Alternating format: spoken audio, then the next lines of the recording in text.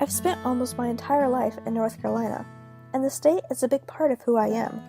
My family has strong connections to North Carolina, as my dad's side of the family has lived here for hundreds of years. The first Norwood, John, came to the U.S. in the 1800s by boat. Since then, we've farmed land in Vance County. We've been here for so long that there are roads named after us. I grew up on Norwood Lane, and my aunt has a road named after her family too. Despite it being so important to my life, I used to not like North Carolina very much. There never seemed like there was anything to do or anyone new to meet. Finally, my parents decided to move to Hillsborough, North Carolina, and I was really excited. There would be so many more people there. But when we moved there was so only one street with shops, a few big stores, and it never seemed like there were that many people. Hillsborough is known as Historic Hillsborough because of all the important connections it has to U.S. history, but I thought that the town was really boring. My dream was to move out of North Carolina, and I finally got my wish when I went to New York University for college. I started my new life in the Big Apple, but slowly realized that I didn't like it there at all. It was too big, too loud, and full of far too many people. The quiet of the country was replaced with honking and sirens and helicopter noises. Also, I found it really hard to make friends there.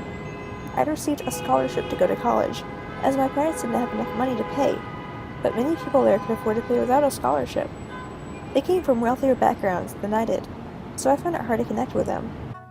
I decided to leave and go back to North Carolina to continue my education at UNC Chapel Hill.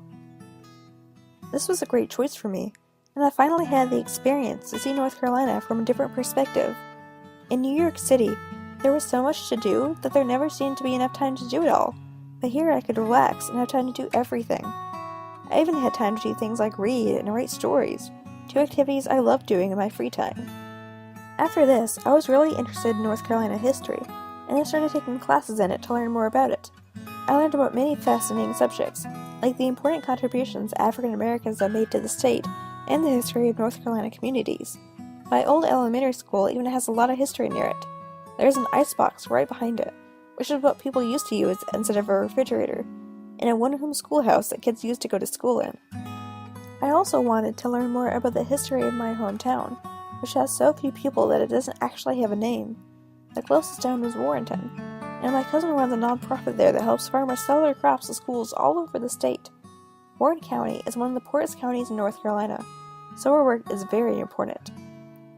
I've learned to love my home state, and I hope you can find something to love about it too.